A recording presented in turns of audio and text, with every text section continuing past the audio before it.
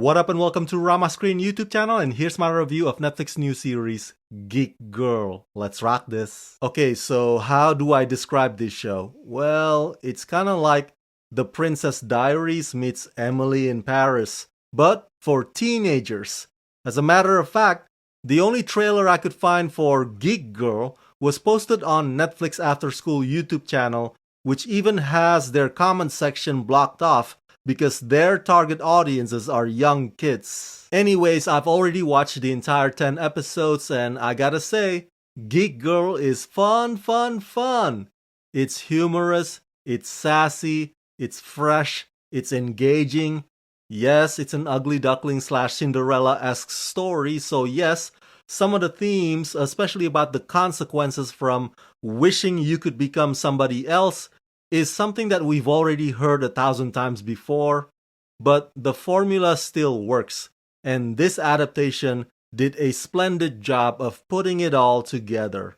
And by the end of it, you'll be smiling ear to ear for our protagonist, rightfully so. Directed by Declan O'Dwyer and based on Holly Smale's best-selling young adult books, GEEK GIRL tells the story of awkward teenager Harriet Manners, whose life is turned upside down when she is spotted to be a model and embarks on a life-affirming journey of self-discovery as she balances high school and high fashion. The coming-of-age series follows 16-year-old Harriet Manners, who has spent her life trying to be invisible, to blend in seamlessly. But there's no denying she is a geek. Her whole world changes after she catches the eye of a modeling agent while on a school trip to London Fashion Week. Tightly wound agents, reclusive designers, impossibly high heels, and a handsome young supermodel with a great smile, socially awkward Harriet has no idea what she is in for. Hey, please click the join button below to become Rama Screen members. By doing so, you will help support this channel and you'll also get lots of perks. So click on the link below to join Rama Screen membership today. If the face who plays Harriet looks familiar, it's because you are a fan of House of the Dragon.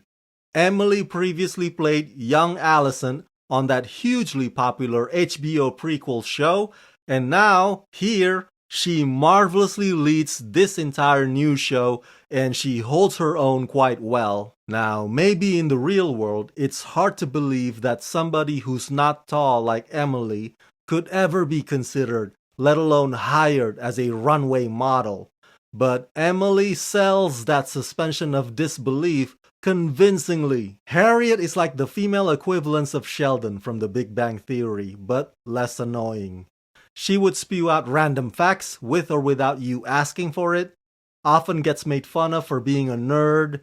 She experiences anxiety when put in a situation like modeling that she's not comfortable with, and Emily plays all those nuances to perfection. And with that fiery red hair and that cold hard stare that she sometimes gives off, there's a spark and there's a star in the making written all over Emily. Again, there are a total of 10 episodes. Each episode runs about 30 minutes short, more or less. The pacing is great. The dialogues are thoughtful. Some of my favorite episodes are actually the ones involving the designer Yu-Ji Lee, whose sense of self-importance cracks me up.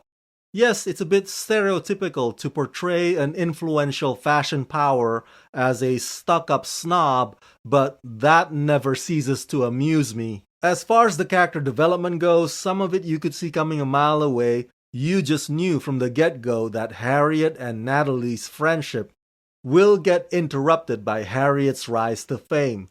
So that was always gonna happen. The same thing with the romance between Harriet and Nick Park, which follows that same trajectory. So there's nothing really new about that aspect. But what does surprise me is that time management seems to be Harriet's obstacle. So it's not necessarily because arrogance gets into her head. So the show never pushes Harriet into becoming a bad guy just so that her humbling lesson could take place. And so I find that a bit refreshing. If I have some minor criticism, it would be, well, it seems that the writers have no idea what to do with some of the supporting characters. For example, Harriet's dad and her stepmom.